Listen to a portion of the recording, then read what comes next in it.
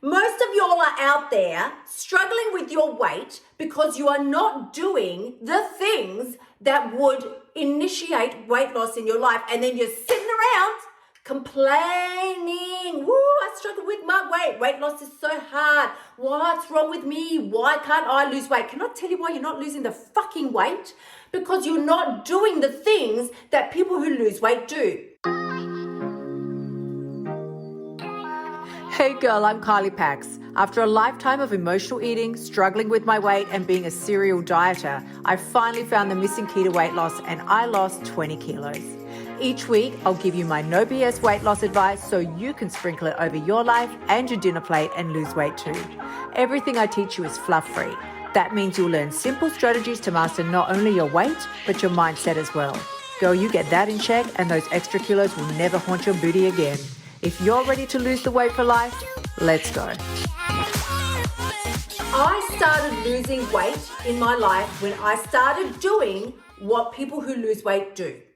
Most of y'all are out there struggling with your weight because you are not doing the things that would initiate weight loss in your life. And then you're sitting around complaining, woo, I struggle with my weight. Weight loss is so hard. What's wrong with me? Why can't I lose weight? Can I tell you why you're not losing the fucking weight? Because you're not doing the things that people who lose weight do. Let's lay it out, people. Do people who lose weight sleep in, hit snooze on their alarm, like constantly hitting snooze? I don't think so. Do people who lose weight put their dreams and desires on hold and just say, that's all right, I'm not that important. What I want matters. I just got to be here for the kids. I've got to be here for the family. I've got to get to work. The boss is like in a really bad mood and he needs me there early. The fuck is this all about? Do people who succeed at their weight loss put their meals, their healthy meals, oh, screw that. No. They don't get nothing prepared. They don't take nothing with them.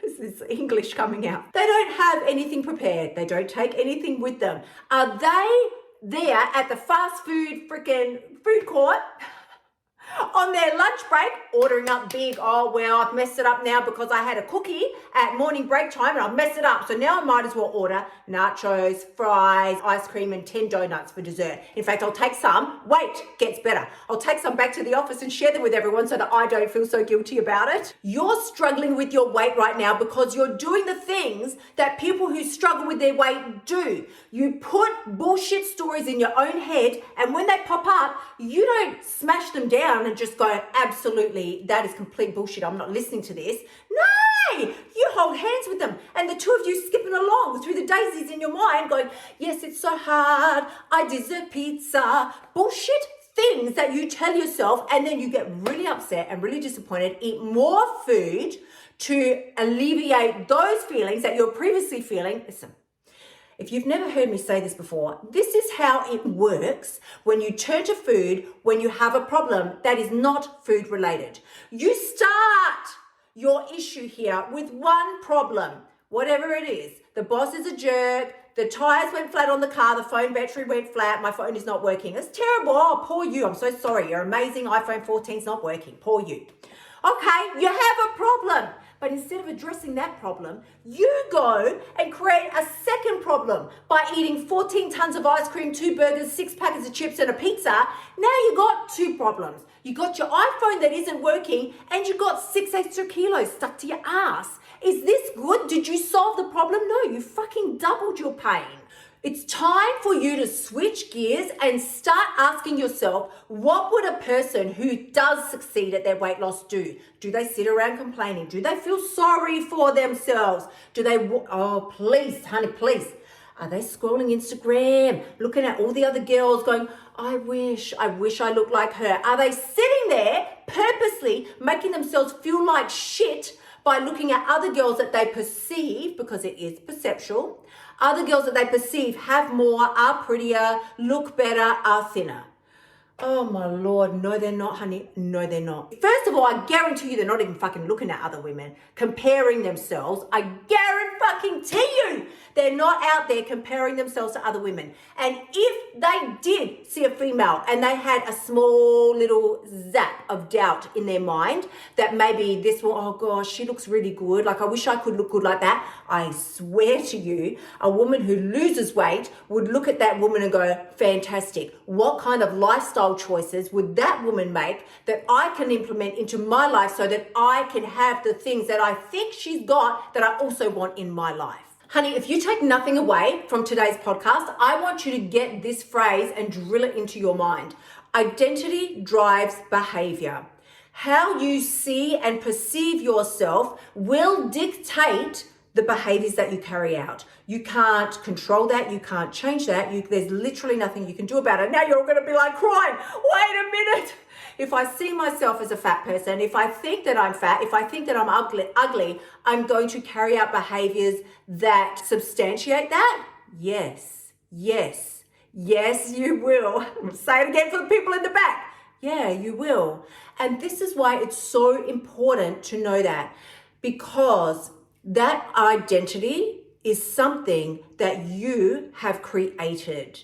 How it gets created is quite a long and lengthy process. I'm going to give it to you in really simple terms.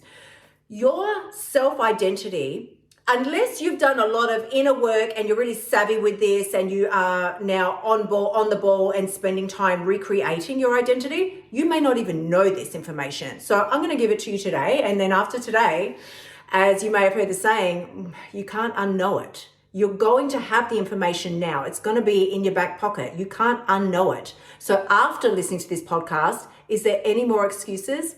Not really.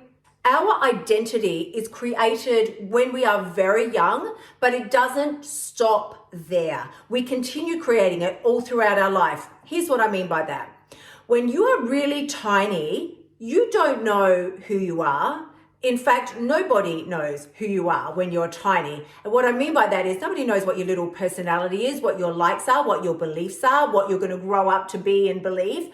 So what parents do, and we all do this, please, there's no shade on parents. This is how we roll. We subject our children to our beliefs. We're like, well, you're strong like your dad, or you're pretty like your mum, or honey, flip side, yeah, you're not pretty like your mum, or you're not pretty like Auntie Jane over there, or you've got fat legs like Auntie Sue. Or these things get into our mind at really young ages. Yeah, you're probably going to grow up and be smart like your uncle. Or flip side, look, your strong point isn't your smarts, isn't your brain, isn't your mindset. So you should probably learn a good skill, honey. You should probably learn a good skill. You are small. You might be 10 years old or under. And these people are telling you their perceptions, their fears, their hopes, their doubts, their dreams, and they're putting them onto you. We do this as a family. We do this because it's important to have a sense of unity. This is how we act in this family. This is how we conduct ourselves. And a lot of this is very useful. We don't rob banks. We don't swear at people. We don't hurt people. The things that we put on our children, when I say put on them, you understand what I'm saying? Like, this is the information that we give them. It helps to mold their little sense of identity. The issue is, as we grow up and get older, many of those things are good. Great. You don't turn out and go rob banks. You don't hurt people. You don't just steal and take things. And that's fantastic. Love it. And also, there are many other things that we have sucked in like a little sponge from the information that they gave us that we take on into our lives that are not so helpful. Yeah, I'm not smart. I don't have book smarts. I should probably just learn a skill. I will be whatever. And we don't do the things that we really dream of doing. We go ahead and do what our parents think we should have done or say that we should have done. We take all the information that they've given us and we do a big mashup, put it inside ourselves internally and say to ourselves, this is who I am. My mum always struggles with her weight, so that's who I am. I struggle too. We sit around, we eat together, we go on the food meal trips together, we do all these things together. You think now that that's who you are, and that's fine. It's fine. If it gives you a sense of connection, it's fabulous. But if it's simultaneously making you unhappy, then you actually have the ability to recreate your sense of self-identity at any time. This is what's so beautiful about it. Now, if you have never listened to episode number 56 of the No BS Weight Loss podcast, you need to listen to the episode about the eating codes, where I share with you the exact 5 eating codes. And if you want them in like extreme detail, skip on over to kyliepax.com/free course, where I give you exactly everything I did to lose 20 kilos. But in the 5 eating codes, which I talk about in this episode, you're going to get to eating code number 5, which is act like the person you want to become. You are not stuck where you are now. You don't have to stay there. You can recreate and change at any time, like a fucking butterfly. You can go into a little cocoon and come out in any way you choose. Do you know why we don't do that? Because we're afraid. What will people say? What will people think? What will my family say?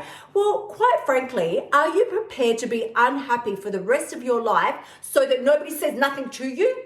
I'm not. I want a life of maximum everything. If somebody goes, how much do you want? I want the maximum. How much happiness? The maximum. How great do you want your body to look? The maximum amount of greatness. Like, I want all of those things. How much joy, how much happiness. And when you think about it, the way your body looks is a really small component of that, yet it's one of the most important, because it's not all about the aesthetics. Please, it's about how you feel inside. And if you don't feel good about yourself, you won't conduct yourself well, you won't dress well, you won't take care of yourself well, and you sure as hell will not eat well. The question that you need to ask yourself today and moving forward is, where do you want to be in 6 months? Because if you put your head on the pillow tonight and ask yourself, if every day moving forward looked the way that today looks, would I be happy with where I end up? If the answer is no, woo, honey, something needs to change. If you want to know more, please head on over kyliepax.com/free course. All the information that you need is there. Why do I sing that every week? I just don't know. kyliepax.com/free course. That is where you're going to find all the information in a 4-part video series about exactly what I did to lose 20 kilos, how I kept it off. And I'm also going to share with you in an upcoming episode about the fluctuations. Like, I think this is really important to just go, okay, so she lost 20 kilos and she kept it off and nothing ever changed. Fluctuations are normal, people. We're going to be talking about that next week. Until then, my gorgeous ones, please do remember, the only person who has the power to change your life is you. When you step up and stop listening to your own BS stories, honey, they only exist in your mind. They're not even real. You have the power to change everything in your life, and that is when you've got what it takes. I'm sending you tremendous amounts of love. I will see you again next week. Until then, my gorgeous ones, bye for now. Thank you so much for tuning in. Remember to shimmy your butt over to kyliepax.com/free course and sign up for my free weight loss training so you can start losing your weight now. You'll also find helpful notes and resources in my past podcasts that will help you lose your weight without the BS diet drama. I'll see you next week.